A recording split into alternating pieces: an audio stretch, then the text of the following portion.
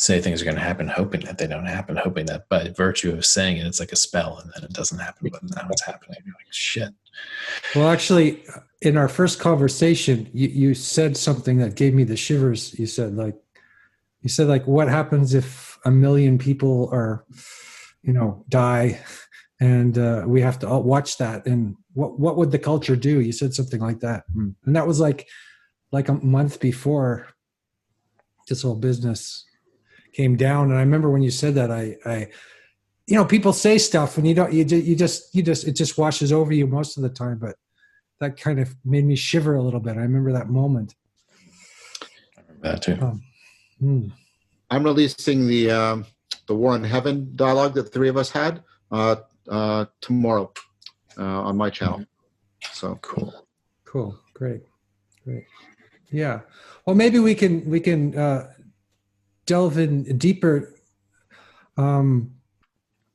with the subjects that we've already started to discuss. We were talking about. We've already started talking. We're talking about COVID, and we've already started talking about how this is a strange time, a weird time, a bizarre time, and that time itself is sort of different during this period, and which is the Greek word Kairos. That was my first question I had for you guys. Is if you could elaborate on this Kairos, this idea of critical moment.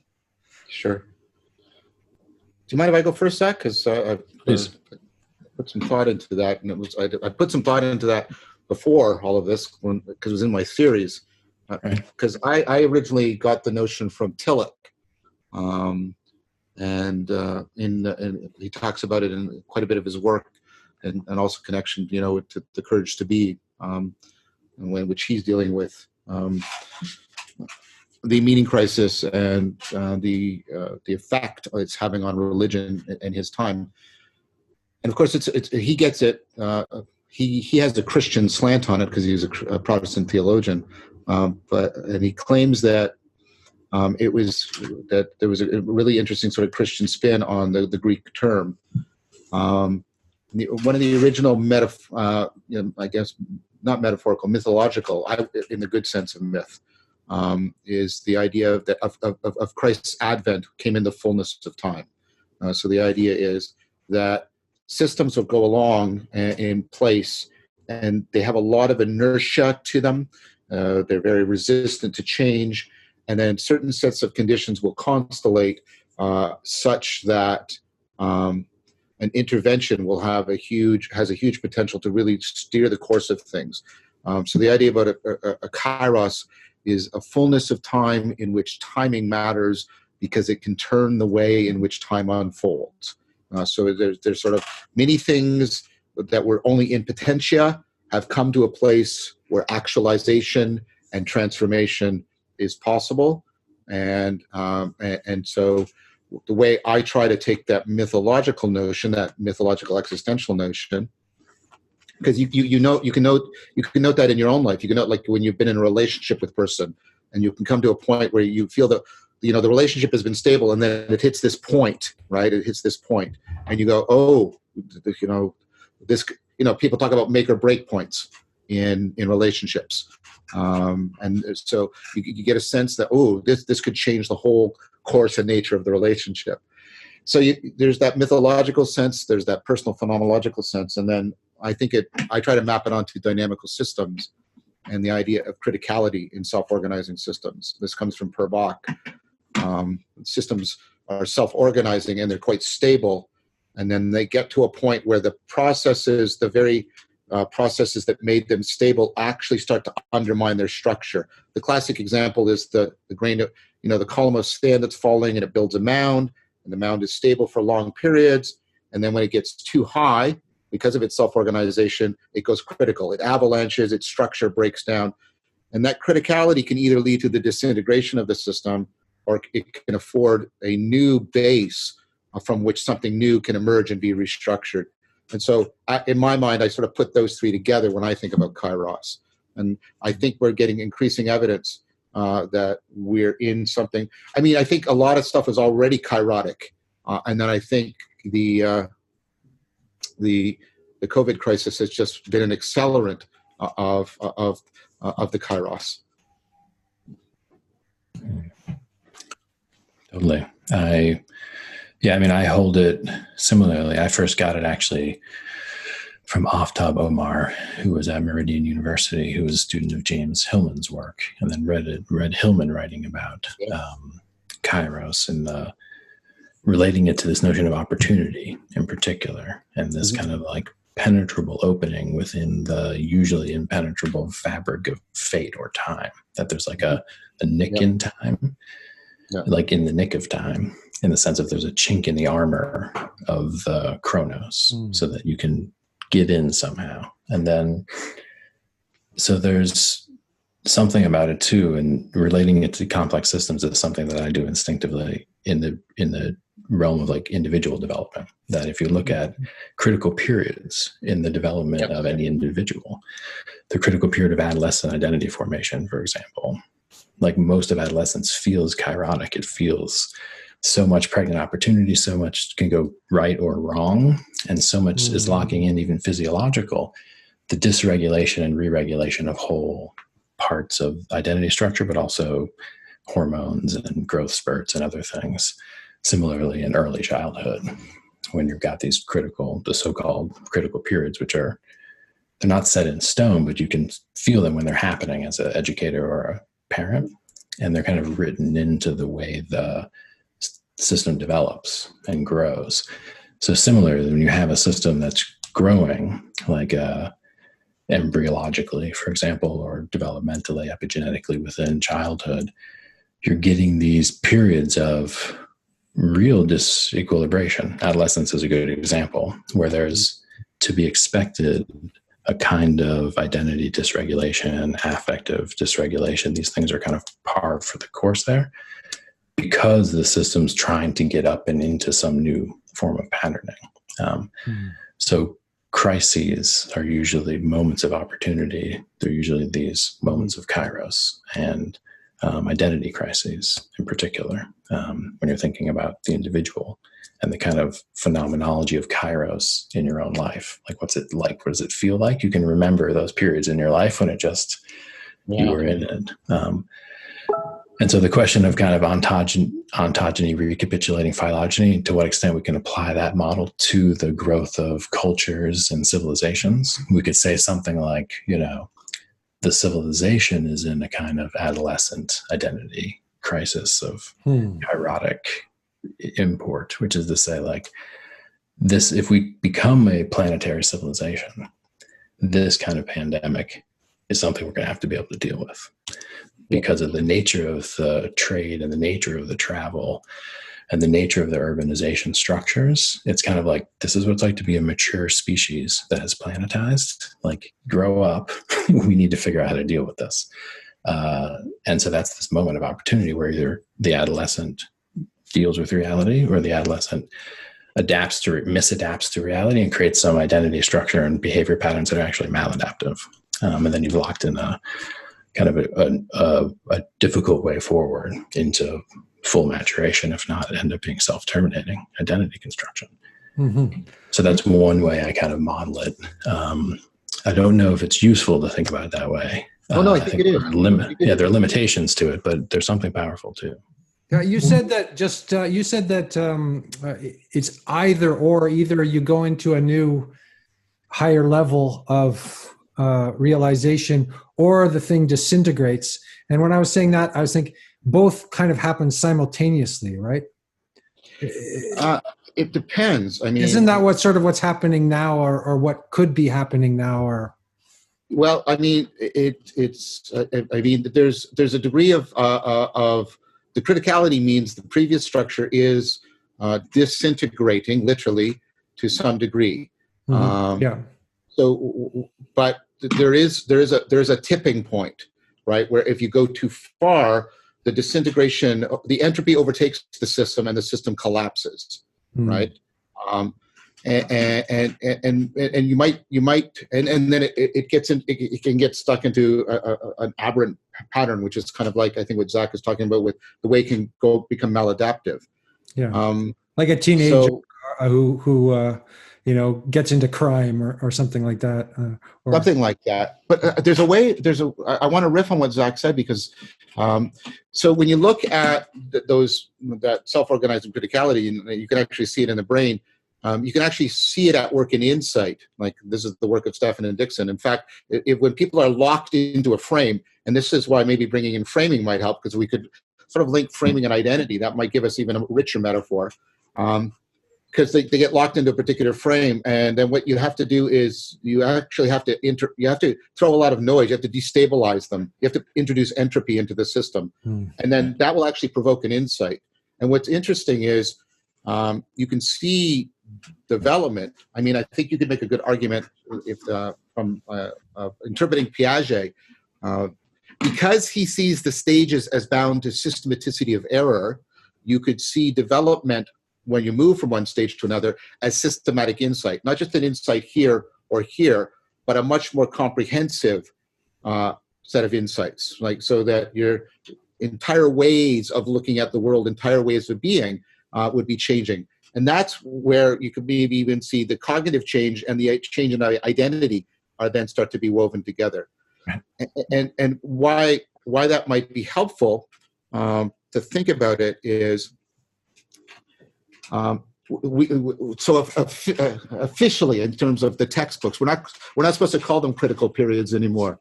We're supposed because the term the term had that if you're not exposed to language by the time you're 12, you'll never get syntax, and it had that sort of the term, and the terminology doesn't matter, but it's felicitous here because we now call them sensitive periods, and so the idea here is. Just like the noise can sensitize the system and make it possible for insight. And if you look at complex systems, you have sensitive dependence on initial conditions. When you get into these Kairos states, actions that would have just been submerged into the system have a tremendous capacity to change the future course of the entire system. And so why I'm bringing that up, sorry, this is a little bit belabored, I'm trying to get the cognitive and the development of identity linked to this notion of a special kind of sensitivity, because what that then brings in is that there's a timing issue to this, right? There's a timing issue to this that's really, really crucial. So like an action that would have been impotent 5 weeks ago. Right? Now might make a big difference, and it might also be impotent 5 weeks from now, right? We're in a period where the system is sensitive to our actions, and if we can figure out a systematicity in the error, this is how I'm trying to bring it all together, we can make an intervention that can promulgate throughout that entire systematicity. So it seems like, if I could just jump in, that what we do right now is very important. Yep, it's what we do right now is very important, but we have to couple that to a deep kind of discernment. We have to try and track out, is in all of the chaos, in all of the noise, is there a systematicity of error signal? We're getting error signals. This went wrong, this went wrong, this went wrong, this went wrong. Think about the kid who's trapped in conservation errors. They're giving us all kinds of error signals. And then something happens in their cognition where their brain figures out, oh, wait, these errors are all related. If I start doing this from now on, I won't make any of these mistakes again. We could do something analogous. We have to bring in, there has to be we have to find the systematicity in the error. We have to find where we could do, so we can find a nexus point, right? So we can find what's it sensitive to, and where's the nexus point, and where can our actions make the most impact right now. So it's a timing, it's a sensitivity issue. It's an issue about trying to find the systematicity in the error. I think that people, we've got to shift off of it's just chaos. We've got to shift to, okay, yes, there's lots of noise, there's lots of entropy. Let's try and find, because if there's no systematicity of error, we're screwed. Right? I mean, we are. If there's no systematicity of error, our interventions won't make a systematic difference, and the system everything's just going to collapse, right? And so It's a timing issue, it's a sensitivity issue, and most importantly, it's a discernment issue. We've got to do a lot of work to try and figure out what gestalts, what constellates all these error signals, so that we get some kind of unified sense of how we can make use of the Kairos. That's what I'm trying to argue for. Mm-hmm. So did that make sense? Did that make sense? Yeah, it did. I think it did. Zach, maybe Zach could riff on this notion of how we can make use of this Kairos, because that seems to be the question, right? It is, and what John's speaking to is exactly correct from my perspective of thinking about development and learning. Right? It's like if you're in a class, and during the entire class you get through and you're never confused and you write like a perfect paper at the end, you have not learned anything. Right. I've always tell my students, like, I want you to be very confused at certain points. And that confusion is like a kind of Kairos, because you thought you understood and now you've encountered something and now you don't understand. So you've been, what Piaget says, disequilibrated, right? The ability for you to just like run with it is no longer viable. You have to somehow adjust your operating. And so if you're in a situation where you're trying to develop or learn, you need to be comfortable with being disequilibrated, thrown off, and put in this kairotic confusion. And then exactly what John's saying, within that, you need to then start looking for the invariance, because that's what you're hunting. That's what Piaget was always looking for, the abstraction of invariance from the environment. And first you discover the environment with the invariance with your sensory motor properties and affordances of the body, and then slowly you extract the invariance from the social and the physical into these abstractions, and then into principles and paradigms, processes, and things. So there's something here. There's an opportunity for the social system itself to move into a kind of higher order of abstraction and complexity, being able to look at what's actually invariant. Because when the simulation's going, it's not clear to tell what's real and what's not real. Where's the invariance? Like, it's all working. So when you're perfectly equilibrating your class in economics, so it's making perfect sense, there's a good opportunity that you're missing a huge part of economics, precisely because it's working, but there's something wrong. There's something missing. It's working so well that you can't tell something's wrong. It's working so well you can't tell something's wrong. And so this is what's been happening with the civilization for a long time. It's been working so well for the key members of the civilization. It can dampen out the error signal. It can absorb it so powerfully. Exactly. So it's absorbing the error signal. And so now there's this thing where now we're getting a sense of all of the possible error signals. And now, as John's saying, we can look at the systematicity of the errors and detect the invariance. And then that's the opportunity to move to a higher order of abstraction. It's called reflective abstraction in the Piagetian model. And then you have the grasp of consciousness with accompanies that. So that's the insight, which is we put it in front of you. The subject becomes object, as Keegan says. And then the grasp of consciousness comes in. There's insight. And then you can consolidate at the higher level, hopefully. Because that's the other thing. You can have the insight and then drop back down. And this was Kurt Fischer's great insight, like this movement up this zone of proximal development. The developmental range is such that you can pop up and see it and then drop back down, then pop up and see it again, drop back down. So it's not just getting the insight, it's also finding the ways to get the scaffolding in place to secure the insight, kind of moving forward. And that's the level consolidation. And so then there's this notion of enduring and transitional structures as part of the developmental process, that there are some structures which are transient. They're put in place temporarily to get to a structure that's actually an enduring structure, part of the learning process, like different kind of steps, if you can use even that, parts of a web, as Fischer described it.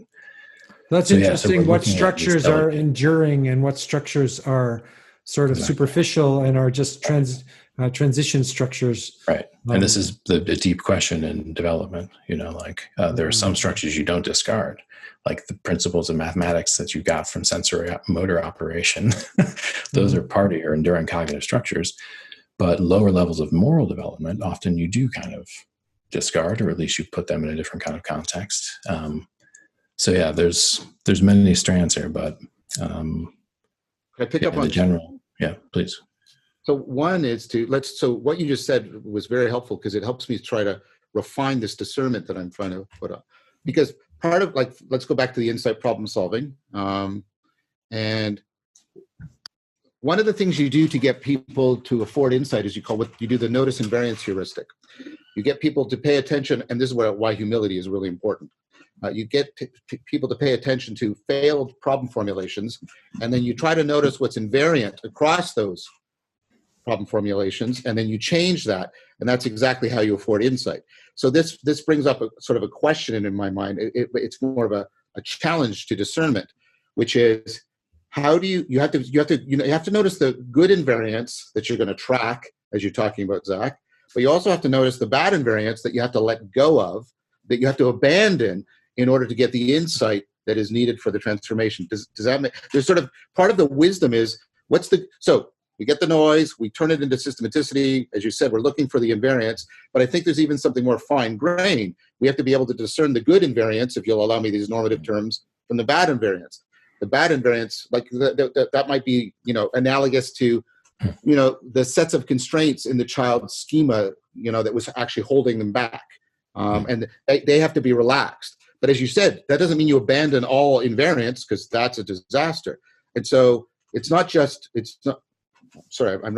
trying to be critical of Zach, I'm trying to build on it. It's not just sort of finding the invariants, it's also distinguishing between the two kinds of invariants and getting the right trade-off between them, I think, is part of what we're also, what I'm also trying to get to with your help, to this notion of discernment that we need to bring in. Does that make sense? It does. It makes perfect sense. Yeah. And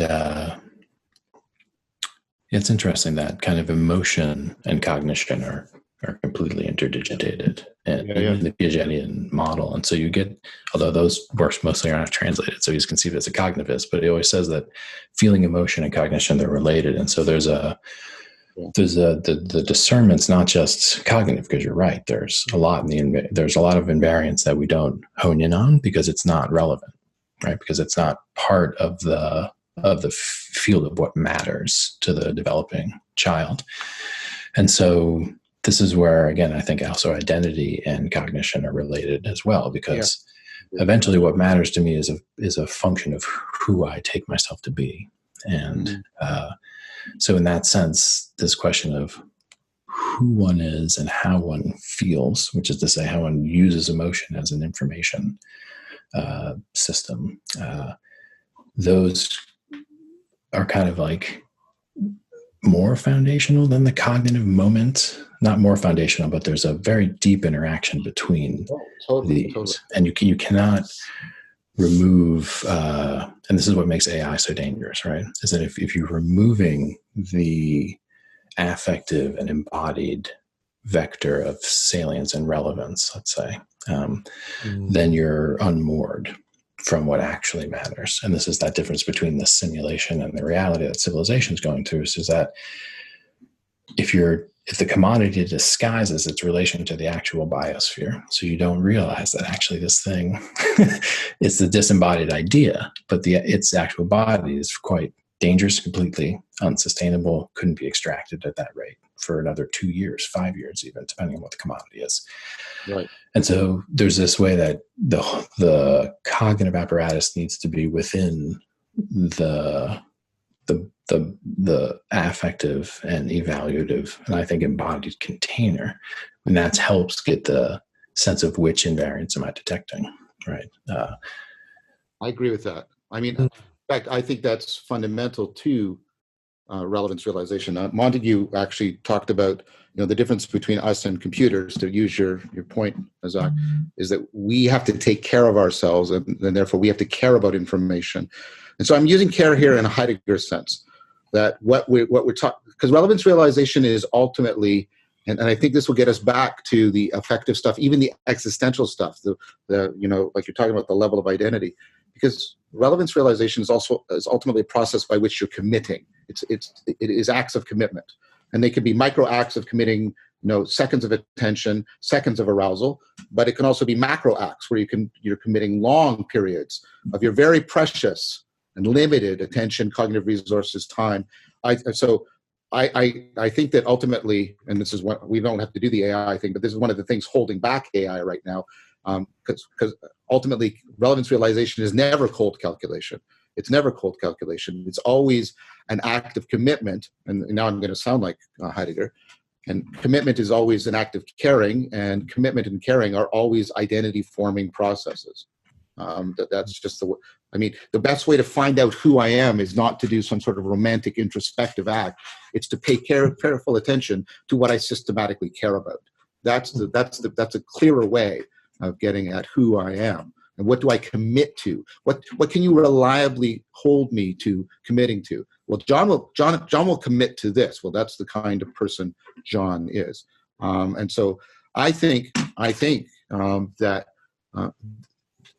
if we could agree that, this process we're talking about is deeply one of caring and commitment and cognition, and I think that overlaps with your terms of affect and identity really deeply, then is it possible, and I like your point that it's only that fully embodied process that can get the discernment, or at least get good discernment between the bad invariants and the good invariants. What's an analog for the culture, right? Because I think you're right. If we're taking a look at individual cognition, we can, there's relevance realization. It's never cold calculation. It's about trying to zero in on what I should care about, what I should commit to, what I thereby identify with, right? And that whole process is, and insight is just moments where that's restructuring, and that's what actually is helping me pull apart the good invariants from the bad invariants within times of development, times of Kairos. So Zach, this is a hard question, but I'm lobbing it over to you. What's the analog to distributed cognition and collective intelligence, right? It's a great question. The first thing that came to mind was that something like a properly functioning religion. Yeah. You and I share that. But I was trying my best not to front load it in any kind of biased way. So can I throw in one word here that I got from Nora Bateson, which came to my mind when you were talking? She talked about warm data versus cold data. Mm-hmm. Right. Is that a bit what you're talking about? Like warm data would be data that's embodied and. Well, I mean, I got to talk to Nora directly about this. There's a video on my channel about that conversation, actually, with Tim Adeline. And I think, Nora means, she's not dismissing the affect, but she's trying to point out that we're always, if you'll allow me this, ethnographically immersed in the problems that really matter to us. They're not just sort of problems out there. We are a complexity, they're a complexity, and their interactions between them is complex. And so the warm data is data that is much more contextually sensitive and comprehensive, and much more dynamically sensitive and responsive to that reality. That's how I understood what she meant by warm data. I don't think the affect part is being excluded, but I think I don't want to say that that's what she's primarily putting her finger on. I think she's trying to put her finger on, no. There's the kind of data that we are gathering when we're trying to do the really important decisions, the decisions that involve commitment, existential commitment, and transformation are warm data decisions. They're never data. We can never get data that is coldly disidentified, coldly abstracted, and coldly separate from us when we're trying to wrestle with really important decisions. That's how I understood her to mean that. Mm-hmm. Okay. Well, sorry, maybe you can answer John's question. I just threw that in. But I'll turn it back in 3 seconds. But I think that idea of warm data is exactly the kind of data processing, if you'll allow me to stretch your metaphor, that goes on in religion. So I don't think it's irrelevant what you said, Andrew. I don't think it's irrelevant. Great. Yeah. Right. That's very interesting. Yeah. I mean, sometimes you get Nagel's The View from Nowhere, right? Like this is the idea that actually, no, it's not science, it's scientists. Everyone has a body and has a family, a mother who brought him forth screaming, and they eat dinner and they go to the bathroom. And so the idea that the scientist is primary, that the science follows from the scientist. And you can take that too far into the postmodern critique, where all science becomes power and you psychoanalyze away truth into biography. But there is something really profound about this reorientation, which has happened, I think, since maybe the 90s. It's never been complete and it's not well distributed, but there's been an awareness in a lot of scholars that actually we need to take the human element within the knowing system very seriously, and that reduces us down. Not reduces us, but it shifts the figure and ground so that we become aware. We become more aware of the kind of emotional identity positions that we're in as researchers and intellectuals and things of that nature. And so in that sense, it's similar to admitting that there are religious aspects to even science, right? That we are investigating truth together, and that if we do it in an earnest enough manner, that we would end up finding things that we would kind of live by. And that would allow us as a group to then do the kind of discernment you're talking about, John, like at the cultural level, there would have to be these shared frameworks of value and identity, and for shared frameworks of reality. And so that's interesting. And that cuts both ways, right? We know the bad stories of religion, and we know why modernity decided to try a different way of organizing people. And it was important, huge innovation. Good invariance, right? Right. Zach, right? Like the stuff, it's not like when you brought up the analogy and say, well, what's that is for the collective intelligence is a well-functioning religion, right? Then, and I want to link it to your previous point. I mean, there's stuff we shouldn't unlearn. The fact that if I can put it this way, you're not proposing religion in a nostalgic fashion. You're not saying, I want to give up. This is what I mean. You're doing it right now. You're trying to pull apart, right, the invariants that we should hang on to from religion, if you'll allow me this language, and discern what are the bad invariants that we need to notice and let go of so we can break through to a new developmental stage. I think you're doing concretely exactly what I was asking for. Yeah, and this is the idea, and it's a decentering in Piagetian terms. And so you're revealing, you're moving out from the surface to the depth. And it's very interesting, that notion of what are the enduring structures that we need to preserve within the traditions. And what's the form that the enduring structures take as they're integrated into new structures, emergent structures. And so the moment now, the kairotic moment, is one where all the structures are kind of coming undone, which means we can gather the best enduring structures together moving forward. So that's an interesting frame. I like this because this helps to make beautiful, to use a phrase from Plato's Seventh Letter. The idea I was always rendering in a very ugly fashion. I was trying to talk about salvaging from these traditions. Right, because the idea of a salvager is it goes in, he tries to find what's still good within which has been discarded. But I like how we're talking about it now. I think it's much more refined and much more interesting. So I guess so that has something to do with the living beauty. You mentioned beauty, right? The living beauty. Oh yeah, well, and I think what's there rather than whatever is. Dogmatic or superficial or dangerous or. But that's an excellent way. That's an excellent segue, Andrew, because I mean, so if you'll allow me to talk about a bit, the aesthetics of this are very important, because the aesthetics is precisely where we're bridging, between a lot of these things, where we're caring about it. When you're experiencing beauty, this is the great Platonic insight. You're having one of your most profound cognitive insights, but you're also having an education in the Platonic sense of your sensibility and of what you care about, right? This is why Plato linked the understanding of beauty to the cultivation of virtue. And so think about Hahn's work on saving beauty, and think about the aesthetics. So he talks about, and you see how this is pressing in a lot of ways. Before all of this hit, we were in what he calls the aesthetics of the smooth.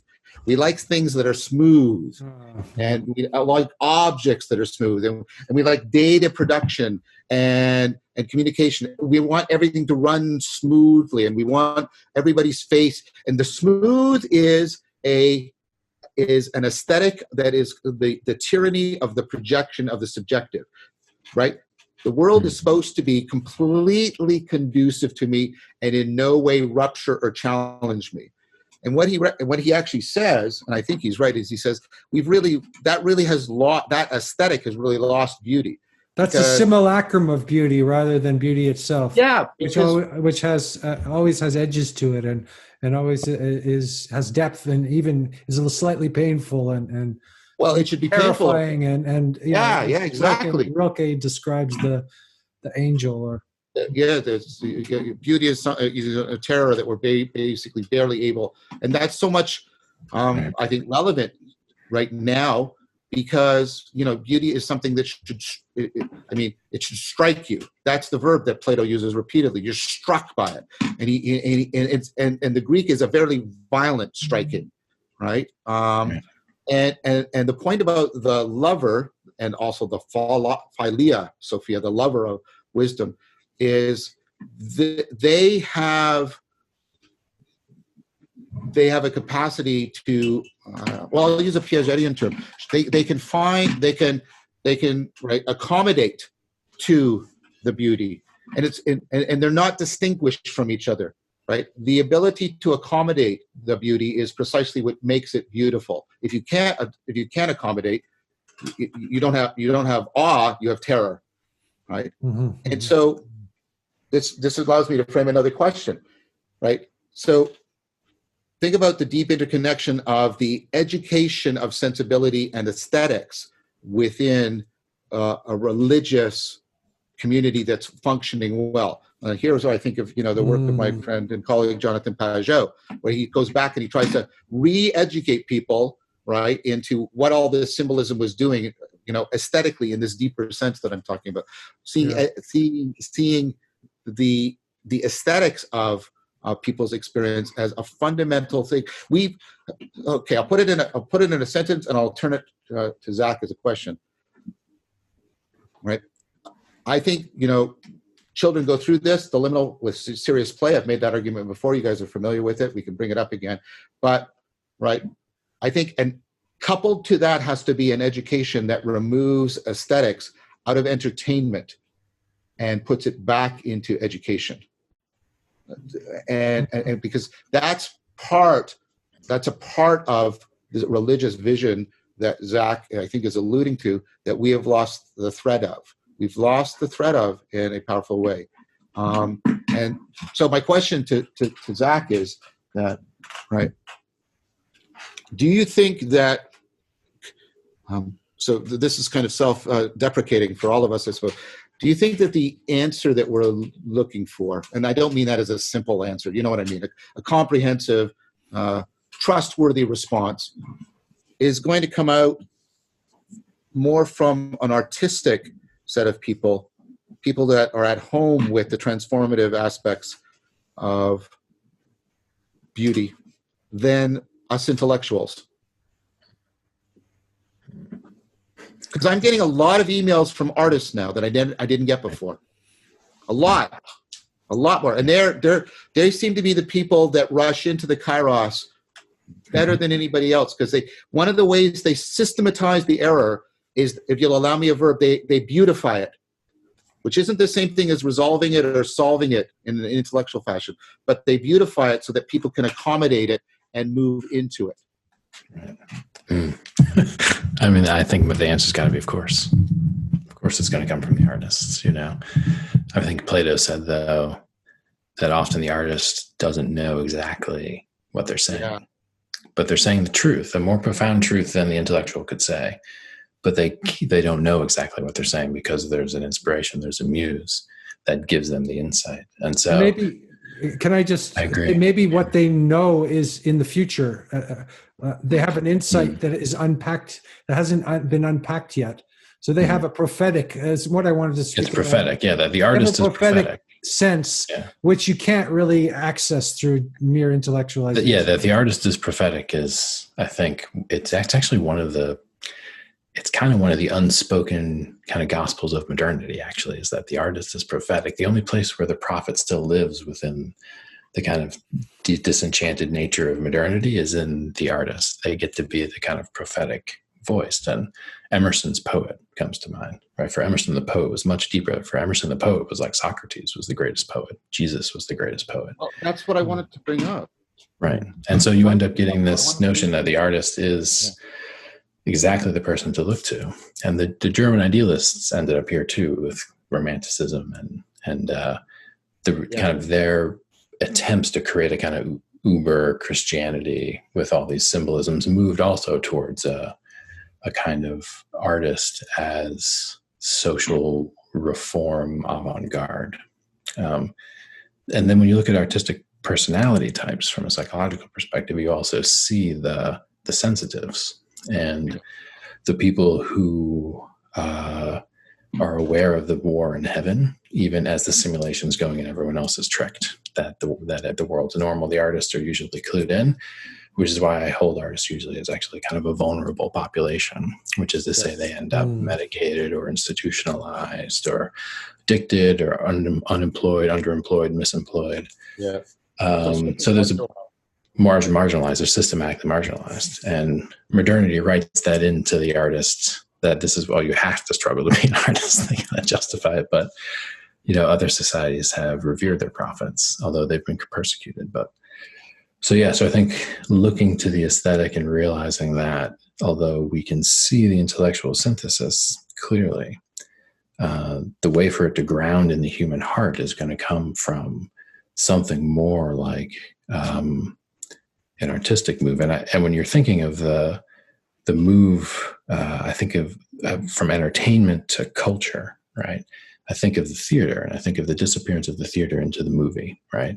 Now, the potency and the possibility of the movie to do what the theater did for ancient Greece, right? And to show us this complex, cathartic, beautiful thing that allows us to be people in a new way together. Like film could do that, but I've not seen one that's done that. What I see is mostly an industry, which is capturing attention, and et cetera, et cetera. So yes, part of this move out of entertainment and into culture is changing the incentive systems around cultural production.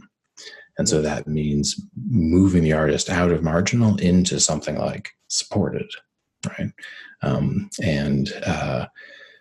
Through either federal or private reinvestment, there's a serious thinking now in this time of crisis, when a whole bunch of money's moving around, for better and for worse, thinking about what the hell is going to happen to the artists, right? What the hell is going to happen to the young, the people who would give us those symbols and the affective grounding points that we could move around. So that's kind of what's coming up when I'm thinking about what you said, John. And I'm agreeing with you enough to say, whoa, yeah, we actually need to track that as a priority and figure out in schools and colleges and cities how we can support artists now. It's an interesting problem. This connects to a lot of the things that I actually wanted to talk to you guys about. And both of you have been talking about stealing the culture. I think that was John's phrase, and your phrase, Zach, was in your talk. You talked about being an outlaw, right? And being an outlaw, not in some kind of, let's say, immature, adolescent, rule-breaking sense, but being an outlaw as the person who breaks the rules so that the new rule can emerge or the new culture can emerge. And maybe that's related somehow to this prophetic artist personality that we're talking about. Socrates was eventually killed by the state. And so I think that's relevant. And the prophets, no prophet, what did Jesus say? No prophet is honored in his own home. What I'm interested in, maybe in answering that question, are people like Socrates, and especially Plato, but also Plotinus, and people like Barfield and Coleridge and the early post-Kantians that Zach was alluding to, and Goethe comes to mind as well. Yep. These are the individuals, right? And it was interesting that when Nietzsche pronounced, he gave one clear example that he stood behind as an example of the Übermensch, and it wasn't Napoleon, and it wasn't Hegel, it was Goethe. It's the artist. Oh, it was Goethe. Okay. But the thing about Goethe and the thing about Socrates, right, is I mean, or let's do at least Plato, because Plato said that he made Socrates more beautiful. Let's take Plato, because the if you'll allow me, the artistry and the argumentation are completely interpenetrating. So the artistry and the argumentation and the aspiration are all deeply interwoven together. Like, you can't pull them apart. Like, people, Zach probably had this too, maybe you did, Andrew. In my education, when they taught me Plato, I was taught a great disservice, because what they would do is they would extract the arguments out of the drama. Remember your reference to theater, Zach? They would, right? And they would not even bring it up. It was marginalized to obscurity, the aspiration, right? So the artistry and the aspiration were put aside, dismissed, and then all that was held out is the argumentation. But I'm interested in those kinds of people who can do it, because I think they're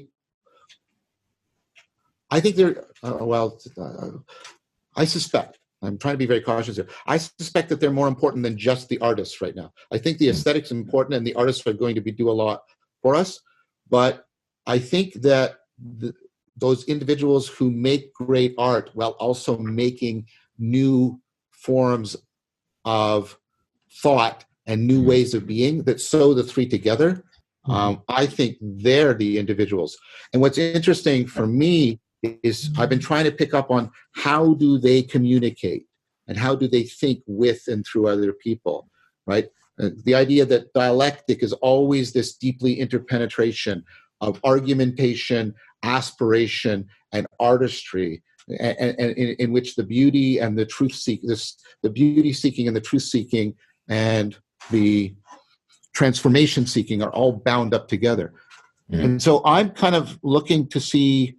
And so here's another hard question for you, Zach, because you've been doing really well at answering them. I feel like I'm on the spot here. So, but I can make it concrete. How do we educate for a Goethe? Right. Yeah, this is the question of Bildung, which is of course sourced in exactly. And that goes back to the work of Thomas. Thomas Bjorkman. I had a conversation with him recently, and he pointed to the whole Bildung movement. And this is important because it's not utopia. The Bildung movement that was instituted in the secular monastery retreats, that network in the Scandinavian countries to turn them from authoritarian, agrarian societies into some of the best, most advanced, and happiest places on the earth. So this is not fantasy. This is not utopia. This is doable. It has been done. There's a historical case, and Thomas' book, The Normativity, lays it out really, really well. Right. Yeah.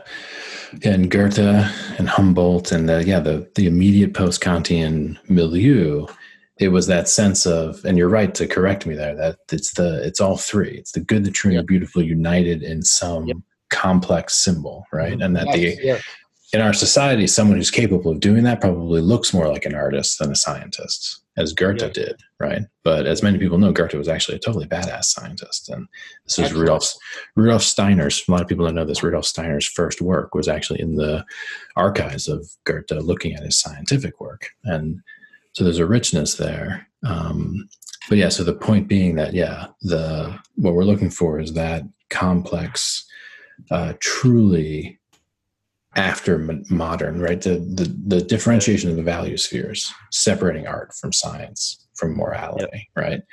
The idea that they need to be reintegrated in some new form. That's the, in a sense, the holy grail of the West.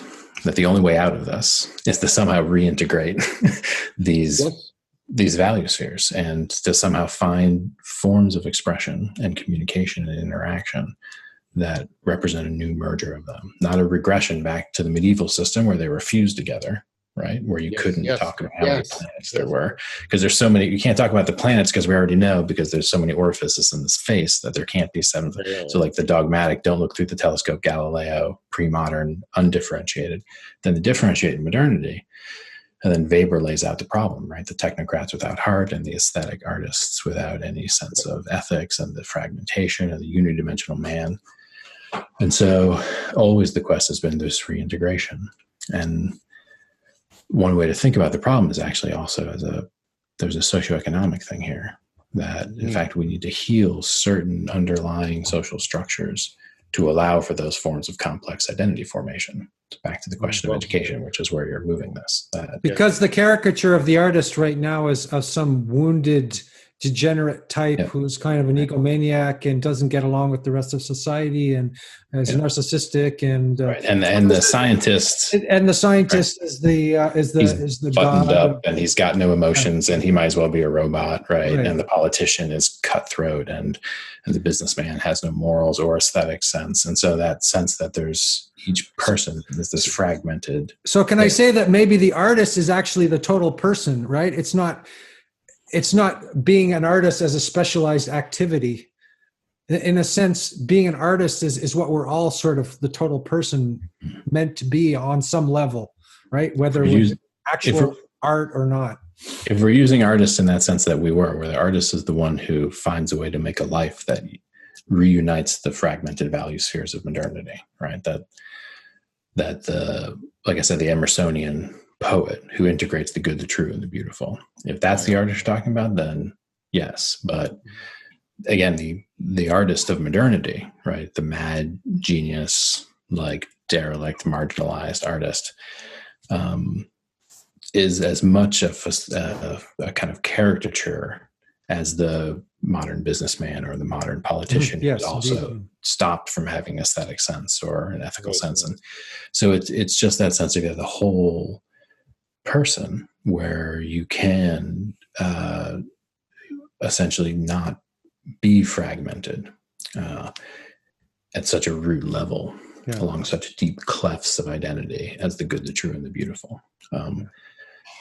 And I get the sense that, like when we were talking the other day, I mentioned poetry, and John kind of jumped and said, no, because of the way people think of a poet today, it's like there's this contempt for poetry, right? And then maybe this event that's happening right now, when people are stuck in their houses, et cetera, maybe they will start to see a little bit like the value of the poetic poetry or.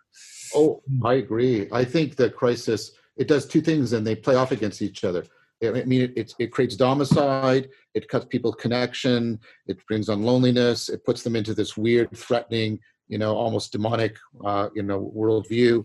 And so in many ways, and we're already seeing this, it exacerbates the meaning crisis. And I predict we're going to see a mental health crisis shortly on the heels of this that is going to also be titanic and cause suffering and death. But precisely because of that, people are also turning to seeing how important meaning making is, not semantic meaning, talking about meaning and life meaning making, that connectedness. But I want to bring up. So I think you're right that that's part of the Kairos, Andrew. But I want to say that I think the Kairos in our discussion is leading me to a deeper question. So Zach keeps giving these great answers, and then they afford me going deeper. And this maybe cycles back to Tillich, and maybe cycles back to the good invariance and the bad invariance, because what I wanted to say.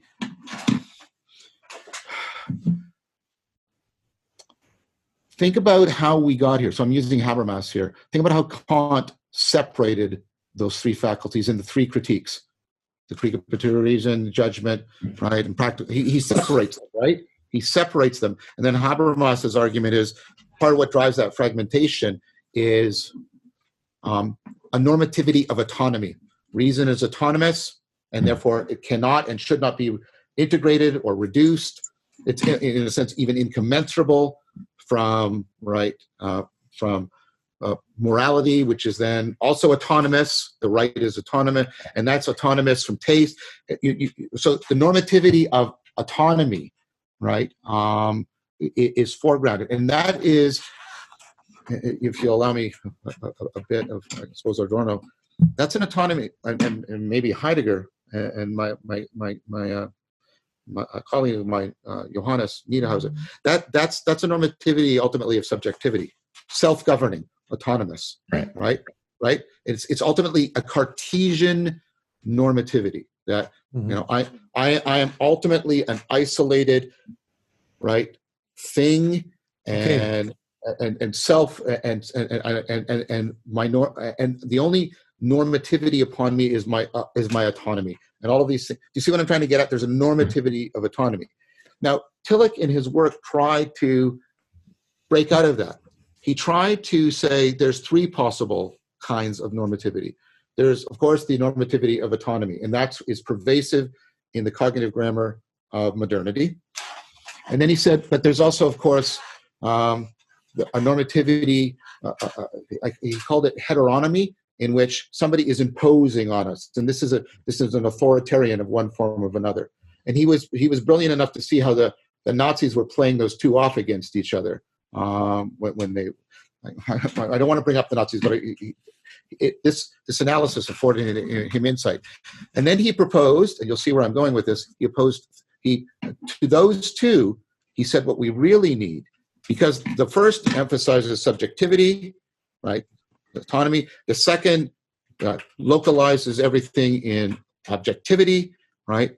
But he said there's a third, which is theonomy, and this is being God-governed, right? And this brings us back again to the well-functioning religion. The idea is there are certain forms, because when people feel called by God, they don't feel that they're being demonically possessed, but they don't feel like they're acting autonomously. They feel they feel simultaneously that they're being moved by something beyond themselves, but they're also being moved by something that is helping them to realize themselves in an important way. And so I think there's a deep reason by Andrew, why you brought this up, and I think it's even a deep. I'm suggesting to you too, Zach, why you circled back on well-functioning religion.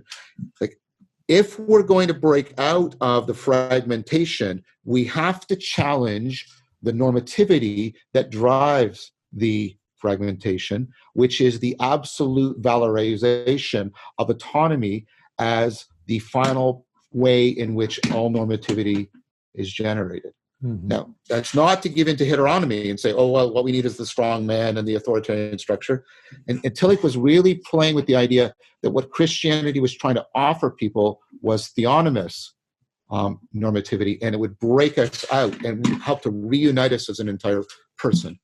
Now, that's very abstract. And so I think that's exactly what Zach was talking about when you talk about the unique self-symphony. I have it written down here. Yeah, totally. And the mystical body of Christ. It's breaking out of this modern idea of self, right?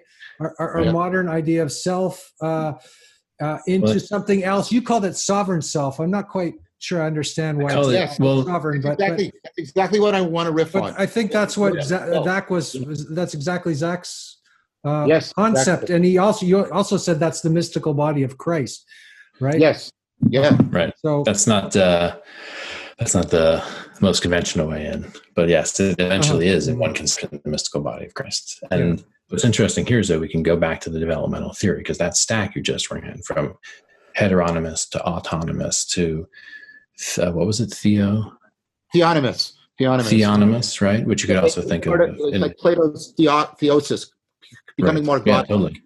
Yeah, and so that stacks very closely to the pre-conventional, conventional, post-conventional way of thinking about moral development, which is, of course, inspired by Kant through Kohlberg and picked up by Habermas as part of Habermas's moral and political theory. And when you look at Habermas's theory of democracy, he's actually trying to overcome the autonomously based rationality of the subject of modernity and get in its place not a Christianity-based notion of post-conventionality, but post-conventionality nonetheless.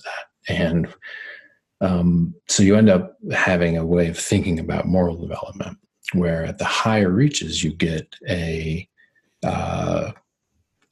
transcending of the modern autonomous kind of like subject and a relinquishing into community and also into transcendence. People don't realize Kohlberg had a famous seventh level. Like he had a six stage model for his whole career.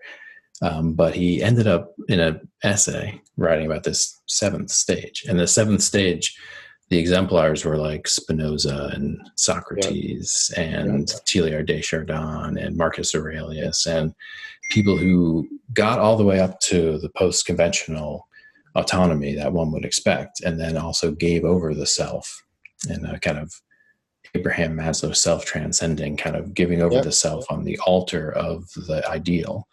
And so that's a different form of identity, which allows for a different kind of politics and a different kind of art and science and everything.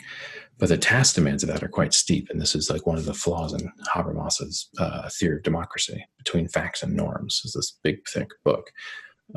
And the issue there is that he's expecting all citizens to be able to be post-conventional in their moral judgment and cognition. Yeah, that's why the education question is so simple. And this is this is where, and Dewey comes in, right? That education and democracy are like this, that if you're going to have a kind of decentralized sense-making as a way of running it, if you really want to do that, then you need to get everyone up through the educational system to a very, very high level of complexity and identity formation.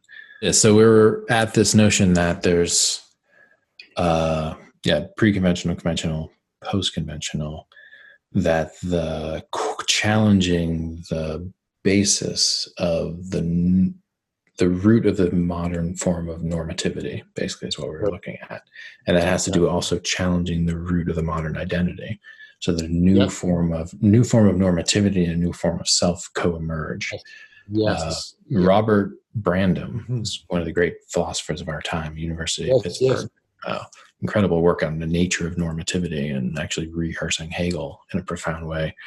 He has this great section heading for one of his big book, Making Explicit. It says, "We've met the norms and they are ours." And this is just to say that, one of the things that makes the post-conventional identity post-conventional is that they're norming the norms, that the practice is not disobeying the norms or not even understanding the norms, but understanding the norms and then getting above them and being able to norm the norms, but norm the norms by virtue of what? And now we're back to the discernment in the Kairos, right? Which is that if you go post-conventional, there's this delicate moment in Kohlberg research, which is that you've critiqued the norms of society, but you haven't established a principled view of your own. So now you're supervening on the norms of society, critiquing everything, turning into a relativist and a hedonist, which is what happened a lot in these transitions. And you haven't found a discourse community of other post-conventional people that will allow you to equilibrate in a principled way and have a sovereign a sovereign notion or way forward. And so that's one of the educational challenges. So you can only be a heretic if you found other heretics or people. Yeah, and this is the dialogos. You're developing another you're transcending the norms and bringing it to a higher level. And moving between communication communities. So moving between identity structures involves moving between communication communities and expanding your communication community, often to include the mighty dead, right? Like that, if you don't have a local community where you can talk the way you need to talk to be who you are, you need to expand and have conversations with more and more. And one of the ways to ground post-conventional morality, which is to say, I'm not appealing to my community about what's right and wrong. Rather, I'm appealing to what George Herbert Mead called an ideal communication community. Right? This is back to the Elohim, right? That there's a community in which I am a part of, which is not spatiotemporally located, by which I judge my behavior. So it's not you guys' local community to which I'm beholden, although I am because you're my immediate neighbors. But I'm beholden to this ideal communication community, which could be all sentient beings, if you wanted it to be. So there's something there too about how to create context where post-conventional identities can be formed through conversation and linked into the ideal communication communities beyond the local, to have that sense of courage and ancestry and all the things that constitute identity, which are hard to come by if you're trapped in a local conventional community that won't allow for your identity formation. So much possibility of identity formation has been opened up with the move out of modernity into post-modernity and the digital, but we still haven't solidified the dialogos of actual identity construction at the post-conventional level. We're mostly critiquing and outside of the norms without having any way to norm the norms with systematic conversation. And so we're back at post-conventional religion again, or we're back at post-conventional religion, but we're also, and I think we're also into, circling back to Piaget, I think we're into post-formal thought, where we don't just think within an axiomatic system, we learn how to think between axiomatic systems. And that's important. Wow, yeah. I think each one of these normativities sees itself as an axiomatic system, but we have to remember we've got a really profound truth that undermines that, which is no system is simultaneously complete and consistent. Gödel, every system has to have a doorway out of it, and you can't infer a stronger logic from a weaker logic, etc. All these things that have told us that that if our claims to autonomy are ultimately not viable, because that autonomy can never have a complete normativity, because it will always trade between consistency and completeness. If it tries to pursue completeness, it will start to give up in its consistency, and then that destabilizes it. Or if it tries to remain consistent, it then freezes. So these systems are always hovering between destabilization and fixation. And so that, for me, gives me great hope. But I like the invocation of the logos, right? Dialogos, the way of the logos. The logos is that thing that's norming the norms. I like the way you put that, Zach. And what I want to bring in, and this comes from Tillich, but it is ultimately due to Heidegger, and it goes to both Maslow's and Kohlberg's self-transcendence, right? The thing about the logos is it has the life of its own. It's not abstractly independent from us, but it doesn't belong to us. We belong to it. It takes on a life of its own. And here's the thing: it is not only connected to us. It's also connected to the way intelligibility and even reality are unfolding, and that's ultimately, I think, why we belong to it rather than it belonging to us. And so, part of what I think the sage artist can do is invoke dialogos and invoke that as the thing, the sort of trans-systemic thing that allows us to bridge between the normativities in an important way. And I think I want to throw in that one of the things that has supported the autonomy and the subjectivity model, and then we have this thing called authenticity, which isn't Heidegger's sense. It just basically means sort of celebrating your autonomy, right? But one of the things that I'm trying to get at, right, is this idea that in the dialogue and in the dialectic, we have access to, right, a way like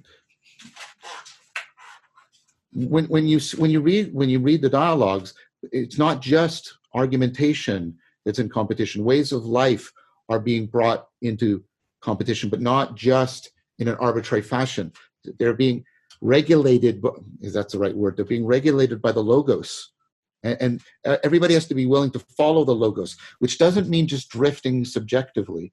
It means, answering the call, being responsive to the way it's taken on a life of its own, and that its polarity it's not grounded in us. It's grounded between us and each other, and our culture of intelligibility, and ultimately the world in which that culture is embedded. Like the logos exemplifies the normativity of our embeddedness and enacts it for us. And I think that is a way in which, linked with sort of post-conventional thinking, it can help us to get the kind of theonomous normativity that I'm trying to talk about.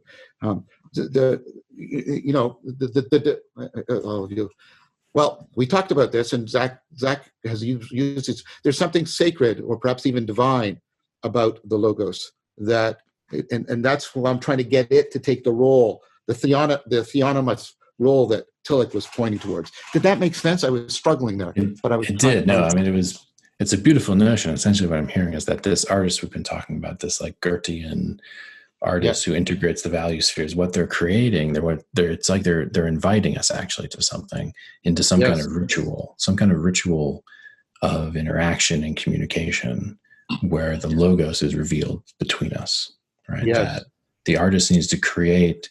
I'll call it like it's like a performance. That's why theater is so interesting, and a theater that would break down that fourth wall and engage the audience. And so there are always hints in postmodern art that there was something trying to emerge that would actually embrace the audience and blur the line between art and non-art, and essentially re-sacralize all of life by casting the veil of art across all things. And so that notion that the artist we're looking for is someone who invites us into a new ritual and way of being, where through it we can't help but be swept into the logos, essentially. And then we're going full circle into the logos mysticism, right, of the Western tradition, rooted in the Neoplatonic stuff, and that sense that there's a way to create a human civilization. So I'm thinking of Plotinus here in particular. He almost built a city. Platonopolis. Yeah, exactly. He almost built a city. And so he was in this kind of civilizational design mindset from a deeply meta-philosophical Neoplatonic view. And so my sense is that, in such a society, there would be some kind of, and again, when you think of properly functioning religion, it's not just like the books and stuff, right? It's like there's a building and we all get there and we're in it together and we do something. And what that something is a ritual that would be tremendously beautiful. And the conception of it would be, as you're describing, John, it would be not us all looking at one thing like some medieval ritual, but in fact, this moving between us of the Holy Spirit and of the Dialogos, where the evidence is clear just by the fact we're here together looking in one another's eyes. And that's what can happen sometimes. And that's why AA works, and that's why circling works, and a bunch of other things work, because it descends, it's there, you're looking between the eyes. There's a self-evident value in the experience of personhood and co-relating. And it's funny, it's like they always say you're selling water by the well or selling water by the river or something like that. Like this is one of those sayings, and that it's right there. And I like the idea that the logos is building something, like you said, building a city, or Plotinus is building a city. That strikes me as that's the thing that is building the city of God, is the logos, or if we can speak in metaphysical terms. So there's two mystical identification. Christ is identified with the body of the church, but Christ is also identified with the logos of God, right? And it's precisely because he mediates between them, and he creates ways of being. He was the followers of Christianity the followers of Jesus were originally not called Christians. That was an insult. They originally called themselves followers of the way, right? Followers of the way. Followers of Logos.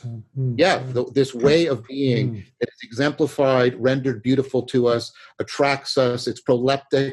It inspires us to aspire. It affords appreciation, right? It allows us to be, post-formal, allows us to be post-conventional. It's famous Augustine. Learn how to love God and then do whatever you want. The two, right? The two are always bound together. That's faith again. That's something to do with faith, isn't it? Because if you're following the logos, you're following faith in a way. You're not following a kind of. You don't have a model. You don't have this clear-cut model of how to build the thing.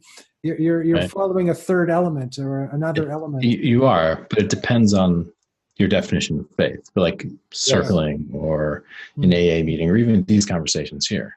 Yeah. Like, I came into the conversation with a certain faith that it was going to be a good conversation. I had no idea exactly how it was going to go, but I knew, given the nature of reality and my experience with all you guys, that there was a sense that it was going to work.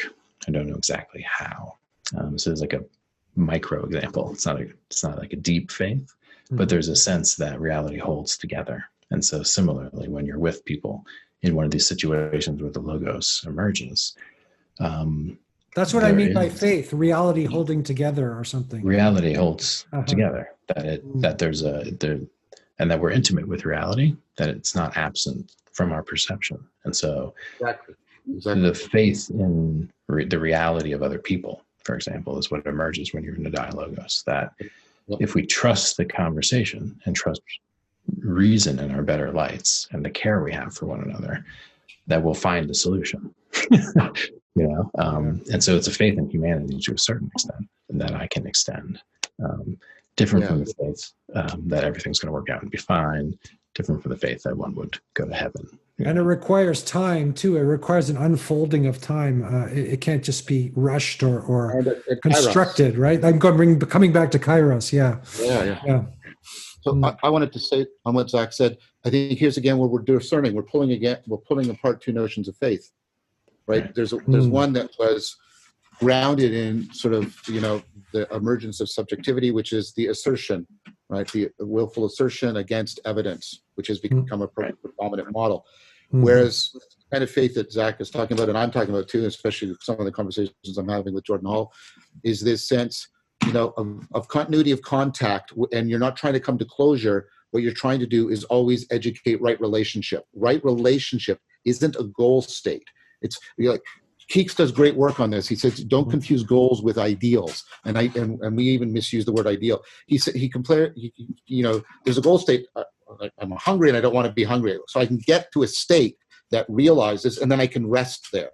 Oh, right? wow. Yeah. Whereas ideals are not states of completion and finality in which you rest satisfied, right? Ideals are constant, right? They're constraints on the manner of how you do it. So honesty isn't a place I'm trying to get to where I can now say, okay, I'm done with honesty. I don't need honesty. I'm done, finished, right? I'm complete. Honesty isn't, instead, it's an ideal. It's a way of being in right relationship with yourself and other people in an ongoing fashion. Yeah. So and there's incompleteness too, right? It's never completed, right? Sorry, and this just comes to my mind, like Moses never gets to the promised land, and John the Baptist has to die before, it's like we're all sort of like, we're doing something on faith because we'll never realize that final construction or that final perfection. That's right. Right? That's right. But also, we're trying. The faith is always affording the emergence, precisely because it's only in the logos of emergence that we move into post-conventionality, that we can be post-formal, that we can find the resources to respond to Kairos. It's also that you can't, right? You can't make it a goal. Okay, 20 minutes in, logos is going to appear in the conversation. That's not going to happen. That's not going to happen. In fact, taking that stance will kill it, right? We'll kill it completely. It won't show up. It won't show up. Sorry, Zach, you wanted to say something. No, I mean, I'm really vibing on it. And I'm thinking with the ideal notion, I'm thinking of Tillich too, and his notion of idolatry, right? That you invest something with infinite worth that's not actually infinite. And the proper ideal would be infinite, that you precisely couldn't achieve it in this life. And that's why you've adopted it as your ideal. And some of the most compelling religious ideals have that quality, like Buddhahood, for example, which contains a whole bunch of qualities that you're unlikely to achieve in this lifetime, but which you would strive for. Right? Even the love of wisdom, Phileo Sophia. Right. You were always in love with wisdom because you would never be a god. You would never be perfectly wise. Right. Yeah, exactly. And so that it is infinitely pursuable, like asymptotically throughout life, basically, is the notion of the ideal, which is, very different from other ways of having motivation. And so the question of how the post-conventional identity is ideal driven, whereas many forms of conventional identity are goal driven, is an important Yes, distinction. exactly. And as we know from much of the happiness research, actually, when you meet your goal, watch out, because that's when the depression sets in. Often, people winning gold medals and Super Bowls and then getting suicidal afterwards because they actually did it. Whereas the ideal is actually infinitely renewable, like resource of identity construction. Yeah, right. Infinite finite games. Right. Yeah. Kairos that follows up on his previous book, The Religious Case Against Belief, and playing a finite game versus playing an infinite game. And I think of the Logos as playing, in the sense of serious play, an infinite game, like playing a musical instrument rather than jazz, fooling around, or or jazz, where jazz is a post-formal, post-conventional thing. You can't do jazz unless you have to go through that whole developmental education, or you can't do it. Same thing with Tai Chi. You have to spend a lot of time getting the form before you actually start to get the Chi, right? Which is post-formal, which is beyond the form. Yeah. I'm going to have to go soon, guys. Sorry, we started late, and I've already delayed another meeting a bit. But I think I like where we got to, and I'd like to continue on with it. But we were doing a lot of this. We were exemplifying the discernment. We were trying to get out, separating the good invariants from the bad invariants, the wheat from the chaff, right? And then how do we educate for that? I think this is a question I'd like to return to with the two of you guys again, please.